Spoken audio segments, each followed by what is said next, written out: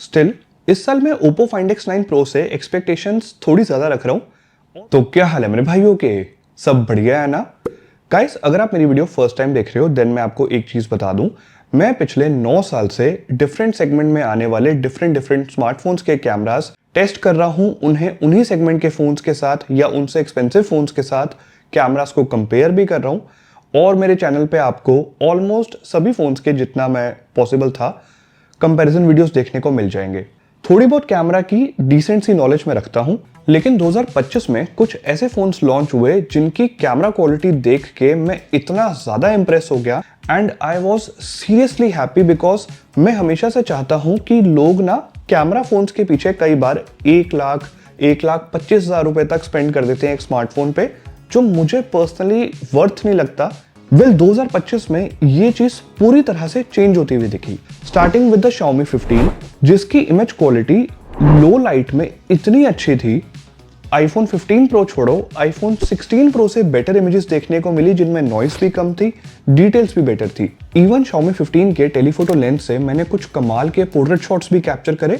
तो फोन का primary sensor और टेलीफोटो लेंस तो कमाल के थे, but ultra wide angle lens थोड़ा डिसअपॉइंटिंग था। उससे पहले जैन में OnePlus 13 भी लॉन्च हुआ था, बट फॉर सम रीजन मैं थोड़ा बिजी था। OnePlus 13 को मैंने थोड़ा लेट टेस्ट करा, बट जब मैंने OnePlus 13 को टेस्ट करा तब तक फोन में 3 से 4 सॉफ्टवेयर अपडेट आ चुके थे। मैंने जब OnePlus 13 के कैमरास को कंपेयर करके देखा Xiaomi 15 से और Samsung S25 Plus से, वीडियो का लिंक डिस्क्रिप्शन में है, आप एक बार देख भी सकते हो, तो मैं सरप्राइज हो गया बिकॉज इससे पहले ना OnePlus 11 ना OnePlus 12 और पास्ट में जो भी OnePlus के फोन्स लॉन्च हुए थे वो अच्छी इमेजेस तो कैप्चर करते थे, बट फ्लैगशिप लेवल की इमेज क्वालिटी, मतलब OnePlus 13 में जो प्राइमरी सेंसर दिया था वो 1/1.43 इंचेस का सेंसर था, Sony IMX808, और बहुत अच्छी लो लाइट में नॉइस फ्री इमेजेस देखने को मिली। बहुत ना के बराबर नॉइस होती थी, कलर्स वेल मेंटेन्ड होते थे और पेरिस्कोप लेंस से चाहे डे लाइट हो लो लाइट हो, पोर्ट्रेट शॉट्स तो बहुत ही कमाल के आते थे। इसके सामने Samsung S25 Plus तो ऐसे लग रहा था जैसे एक फोन 1 लाख रुपए का हो और दूसरा फोन 25-30 हजार का हो। जमीन आसमान का इमेज क्वालिटी में फर्क था। Samsung S25 Plus ने इस साल बहुत ज्यादा डिसअपॉइंट करा। लो लाइट में इमेज क्वालिटी Samsung की बहुत बुरी लगी मेरे को। Whereas ये जो चाइनीज मैन्युफैक्चरर्स हैं, Xiaomi 15, OnePlus 13, even Oppo Find X8, Vivo X200 Pro, इन फोन से भी मैं काफी इंप्रेस हुआ। To be honest, Oppo Find X8 का जो प्राइमरी सेंसर है Sony LYT700, वो 1/1.56 इंच का सेंसर है, तो ऑब्वियसली OnePlus 13 एक बेटर प्राइमरी सेंसर के साथ आता है और सेंसर साइज भी ज्यादा लार्ज है। OnePlus 13 के कैमरास थोड़े से ज्यादा बेटर परफॉर्म करते हैं, बट Oppo ने भी Find X8 में इमेज प्रोसेसिंग इतनी अच्छी करी, लो लाइट में Oppo Find X8 का जवाब ही नहीं है। बहुत कमाल की इमेजेस कैप्चर कर रहा है। मैंने iPhone 17 के साथ भी रिसेंटली कुछ सैंपल्स कंपेयर करे, डिस्क्रिप्शन में उस वीडियो का लिंक है। देन इन फोन्स के बाद जो मुझे सबसे ज्यादा इंप्रेस किया वो Xiaomi 15 Ultra और Vivo X200 Pro ने करा। अब 2025 तो एंड हो रहा है, बट सभी स्मार्टफोन मैन्युफैक्चरर्स अपने फोन्स के सक्सेसर आने वाले 2 से 3 महीने में लॉन्च करने वाली है। फिर वो चाहे Oppo हो, OnePlus हो, Vivo हो या Samsung हो। S26 लाइनअप के साथ Samsung भी जनवरी में अपने प्रोडक्ट्स लॉन्च कर देगा। उससे पहले Vivo X300 Pro देखने को मिल जाएगा दिसंबर में, और नवंबर में एक्सपेक्टेड है कि Oppo Find X9 Pro, Oppo Find X9, ये दोनों फोन्स इंडिया में लॉन्च हो जाएंगे। जहां तक रही बात OnePlus 15 की, तो रूमर्स है या तो दिसंबर एंड या जनवरी स्टार्टिंग में OnePlus 15 भी देखने को मिलेगा। बट इस बार OnePlus 15 को लेके थोड़ा सा मैं कॉन्फिडेंट नहीं हूँ, आगे बताता हूँ। अब बात करते हैं दो ऐसे स्मार्टफोन्स की जिनसे एक्सपेक्टेशंस हम सबकी बहुत ज्यादा हाई है। मैं बात कर रहा हूँ Oppo Find X9 Pro and Vivo X300 Pro। एक तो मुझे नीचे कमेंट्स में बताना कि आप इन दोनों में से किस फोन के लिए ज्यादा एक्साइटेड हो। सबसे पहली चीज, एक गुड न्यूज है, Vivo में फन टच OS वाली कहानी खत्म होती हुई दिख रही है, बिकॉज अब Origin OS out of the box देखने को मिलेगा। दैट मीन्स जो Vivo में सॉफ्टवेयर एक्सपीरियंस बड़ा आउटडेटेड सा फील होता था, अब UI पूरी तरह से एक फ्रेश लुक के साथ आ रहा है एंड होपफुली हम सबको पसंद भी आएगा। इस साल Vivo X300 Pro और Oppo Find X9 Pro दोनों ही फोन्स के प्राइमरी सेंसर अपग्रेड कर दिए गए हैं compared to the last year, because last year दोनों ही फोन्स में 50 मेगापिक्सल के प्राइमरी सेंसर थे, बट Sony IMX808 सेंसर का यूज किया था और ये सेंसर साइज अभी के सेंसर से कंपेयर करूं तो थोड़ा सा छोटा था, 1/1.4 इंच के सेंसर थे। Whereas अब इन दोनों फोन्स में आपको 50 मेगापिक्सल के प्राइमरी सेंसर देखने को मिलेंगे Sony LYT-828 और पहले से ज्यादा लार्ज 1/1.28 इंच के सेंसर साइज देखने को मिलेंगे। ऊपर से Vivo एंड Oppo की कमाल की इमेज प्रोसेसिंग। कमाल की इसलिए बोल रहा हूं बिकॉज लास्ट ईयर हमें Vivo एंड Oppo ने Find X8 Pro, X200 Pro के साथ डे लाइट में और स्पेशली लो लाइट में कुछ कमाल की इमेजेस निकाल के दी, जिस वजह से इस साल भी एक्सपेक्टेशन इन दोनों ब्रांड से काफी हाई है। उसी के साथ साथ डिफरेंट फोकल लेंथ पे कमाल के पोर्ट्रेट शॉट्स कैप्चर करने के लिए इस बार हमें बेटर पेरिस्कोप लेंस देखने को मिल रहे हैं with larger sensor. Oppo Find X9 Pro में एक बार को आपको देख के लगेगा कि कैमरा डाउनग्रेड हुआ है। पहले दो पेरिस्कोप लेंस मिलते थे, एक 3x ऑप्टिकल जूम के साथ, एक 6x ऑप्टिकल जूम के साथ। अब अगर आप Oppo Find X9 Pro में देखोगे एक ही पेरिस्कोप लेंस है। कुछ लोगों को देख के लगेगा कि कैमरा सेंसर तो डाउनग्रेड हो गया है, बट एक्चुअली में डाउनग्रेड नहीं हुआ, अपग्रेड हुआ है।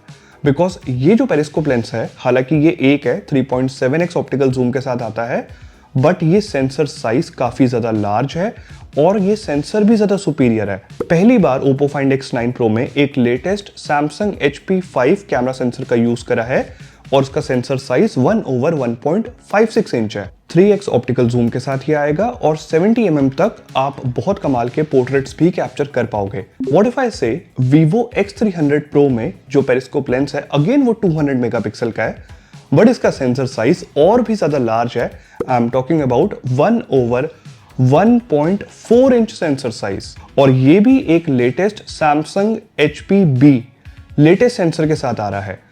कॉन्टेक्स्ट के लिए आपको एक चीज याद दिलाता हूं, कुछ दिनों पहले या कुछ महीने पहले iPhone 17 Pro Max लॉन्च होता है और एप्पल कहता है इस बार हमने 5x की जगह 4x ऑप्टिकल जूम के साथ एक नया पेरिस्कोप लेंस दिया है, जिसका सेंसर साइज लास्ट ईयर के कंपैरिजन में 56% ज्यादा लार्जर है। बट वो कितना लार्ज है वो हम सबको पता है, 1/2.55 इंच का सेंसर है वो। अगर हम इसको Vivo और Oppo के लेटेस्ट 200 मेगापिक्सल के पेरिस्कोप लेंस से कंपेयर करें तो वो काफी ज्यादा लार्ज है। दैट मीन्स अगर आप लो लाइट में चाहे जूम करके इमेजेस कैप्चर करो या फिर पोर्ट्रेट्स कैप्चर करो, ऑन पेपर स्पेक्स ये कहते हैं कि सेंसर में ज्यादा लाइट एंटर हो पाएगी, ओवरऑल इमेज क्वालिटी ज्यादा बेटर देखने को मिलेगी और इमेजेस में नॉइस भी कम होनी चाहिए। और हम सबको पता है Oppo और Vivo की इमेज प्रोसेसिंग बहुत अच्छी ही देखने को मिली है, बट Vivo से मैं थोड़ा सा डिसअपॉइंटेड हूँ। इनका जो अल्ट्रा वाइड एंगल लेंस है 50 मेगापिक्सल का, उसने लास्ट ईयर थोड़ा सा डिसअपॉइंट किया था बिकॉज Vivo X100 Pro में भी same ultra wide angle sensor था Samsung JN1, फिर वही सेंसर Vivo X200 Pro में था और अब X300 Pro में भी अल्ट्रा वाइड एंगल सेंसर इन्होंने अपग्रेड नहीं करा, अगेन Samsung JN1 सेंसर दिया है। X200 Pro में मेरी एक कंप्लेंट थी, मैं जब भी अल्ट्रा वाइड एंगल लेंस से इमेजेस कैप्चर कर रहा हूँ तो वो ज्यादा wide field of view capture ही नहीं कर पाता। अब मैंने सोचा X300 Pro में ये अल्ट्रा वाइड एंगल सेंसर को जरूर अपग्रेड करेंगे, बट थोड़ा सा डिसअपॉइंटेड हूँ, इन्होंने नहीं किया। Oppo Find X9 Pro में last year Find X8 Pro की ही तरह सेंसर अपग्रेड तो नहीं करा, बट ये सेंसर ज्यादा सुपीरियर है compare to Vivo X200 Pro and upcoming X300 Pro। Oppo Find X9 Pro में Samsung JN5 सेंसर का यूज किया है। फ्रंट कैमरा में दोनों ही फोन्स में इंप्रूवमेंट देखने को मिली। पहले 32 मेगापिक्सल के फिक्स्ड फोकस कैमरास आते थे, अब दोनों में 50 मेगापिक्सल के सेंसर दे दिए और ये ऑटो फोकस के साथ आते हैं, जिसकी मेन एडवांटेज आपको मिलेगी जब आप दोनों फोन्स के फ्रंट कैमरा से 4K वीडियोस रिकॉर्ड करोगे। देन ऑटो फोकस होना एक जरूरी एस्पेक्ट है, ज्यादा बेटर वीडियोस आ जाती हैं सिर्फ इसलिए। स्टिल इस साल मैं Oppo Find X9 Pro से एक्सपेक्टेशंस थोड़ी ज्यादा रख रहा हूँ और उसके पीछे मेन रीजन है इसमें मल्टी स्पेक्ट्रल सेंसर दिया है, जिसको कलर टेम्परेचर सेंसर भी कहते हैं। ये किसी और स्मार्टफोन ब्रांड में आपको शायद ही देखने को मिलेगा इस साल। अब ये इमेज क्वालिटी को कैसे एनहांस करता है वो आपको बताता हूँ। एक तो ये वाइट बैलेंस को इंप्रूव करता है, दूसरा ये कलर एक्यूरेसी को एनहांस करता है और तीसरा डेप्थ मेजर करने में भी हेल्प करता है। एम्बिएंट लाइट के अकॉर्डिंग, लेट्स से आप सनलाइट में हो या किसी कैफे में हो जहाँ वार्म लाइट्स ऑन है, तो ये अकॉर्डिंगली थोड़ी सी वार्म टोन इमेज में मेंटेन करेगा। But let's say overcast conditions है, थोड़ा सा बारिश का मौसम है और उस टाइम पे फ्रेम में थोड़ी सी कूल टोन होती है, देन ये अकॉर्डिंगली वाइट बैलेंस को इंप्रूव कर देगा। तो ये एक बहुत इंपॉर्टेंट कलर टेम्परेचर सेंसर का काम है, जिसकी वजह से होपफुली, जैसे कि हमें iPhone 17 Pro फोन्स में सबसे अच्छी चीज लगती है कि iPhone की कलर साइंस बहुत अच्छी है, उनमें स्किन टोन्स बहुत नेचुरल देखने को मिलती है, स्किन का टेक्सचर बहुत अच्छा होता है। Oppo, Vivo नो डाउट कमाल की इमेजेस कैप्चर करते हैं, बट उनकी कलर साइंस को स्टिल थोड़ी सी इंप्रूवमेंट की जरूरत है, स्किन टोन्स को थोड़ा और नेचुरल करने की जरूरत है।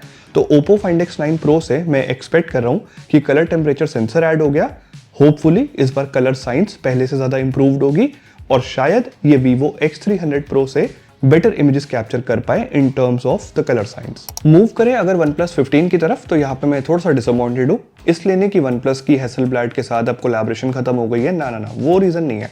OnePlus 13 में जो प्राइमरी सेंसर था वो Sony IMX808 था, बट ये वाला प्राइमरी सेंसर इस साल हमें Oppo Find X9 में देखने को मिलेगा। कंफ्यूज मत होना, I am not talking about Find X9 Pro, वहां पे IMX828 है। Find X9 में 808 देखने को मिलेगा just like OnePlus 13, but OnePlus 15 में प्राइमरी सेंसर को डाउनग्रेड कर दिया और Sony IMX700 दे दिया है। अब ये जो LYT 700 है ये हमें last year Oppo Find X8 में भी देखने को मिला and no doubt image processing अच्छी थी तो इमेज क्वालिटी तो अच्छी देखने को मिली, बट जैसे कि मैंने आपको वीडियो की स्टार्टिंग में बताया कि OnePlus 13 थोड़ी बेटर इमेजेस कैप्चर कर लेता है compare to Oppo Find X8, specially in low light, because वो सेंसर साइज भी ज़्यादा बड़ा है। और अब OnePlus 15 में कैमरा सेंसर को डाउनग्रेड करना मुझे समझ नहीं आया, बिकॉज ये जो 50 मेगापिक्सल का LYT 700 सेंसर है ये 1/1.56 इंच का है। लास्ट ईयर 1/1.43 इंचेस का सेंसर साइज था, अगेन जैसे कि बताया LYT 808। मतलब OnePlus का ये डिसीजन मेरे लिए थोड़ा शॉकिंग है। मतलब क्यों कोई ब्रांड ऐसा करेगा? एक रीजन ये हो सकता है कि मे बी इसके पीछे Oppo की स्ट्रैटेजी ये है कि Oppo इस बार कैमरा सेंट्रिक ऑडियंस के लिए Oppo Find X9 को ज़्यादा पुश करने वाली है एंड ये लोग OnePlus 15 को I guess gaming centric audience के लिए ज़्यादा पुश करेंगे। एक यही रीज़न मेरे को समझ आता है और तो कुछ समझ में नहीं आ रहा। बट आप में से जिन लोगों ने OnePlus 13 सेल में परचेस कर लिया, एक बहुत अच्छा डिसीजन था आपका, वहाँ पे सेंसर आपको ऑब्वियसली बेटर ही मिल रहा है। वेल, एक चीज़ तो क्लियर है, जिसको 90,000 रुपीज़ Vivo X300 Pro और Oppo Find X9 Pro पे स्पेंड नहीं करने, उनके लिए Oppo Find X9 एक अच्छा ऑप्शन मुझे दिख रहा है कि होने वाला है। जस्ट लाइक Vivo X300 जब लॉन्च होंगे तो मैं डेफिनेटली कैमरा कंपेयर भी कर दूंगा। Samsung S26 Ultra की जाते जाते बात कर लेता हूँ, बिकॉज वहाँ पे एक इम्प्रूवमेंट देखने को मिलने वाली है।